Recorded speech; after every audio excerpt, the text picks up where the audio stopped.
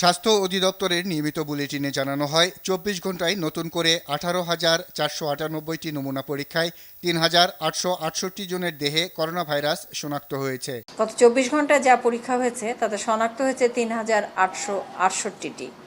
২৪ ঘন্টায় শনাক্তর হার ২০.৯১% এবং এ পর্যন্ত শনাক্তের হার ১৮.৭২%। এ পর্যন্ত শনাক্ত হয়েছে ১,৩০,৪৭৪ জন।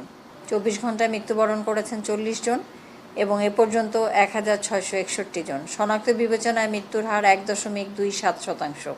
২৪ ঘন্টায় আরও ১,৬৩৮ জন সহ সুস্থ হয়েছেন ৫৩,১৩৩ জন। এদিকে রাজধানীর মুগদা মেডিকেল কলেজ ও হাসপাতালে নমুনা দিতে এসে শারীরিক দূরত্ব না মেনে লাইনে দাঁড়াতে হচ্ছে।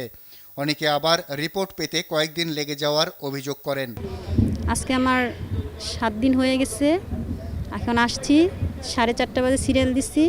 হাসপাতালের পরিচালক দাবি করেন নির্ধারিত সময়েই তারা রিপোর্ট দিচ্ছেন, তবে জনবলের সংকট থাকায় অনেক সময় কিছু সমস্যা হচ্ছে।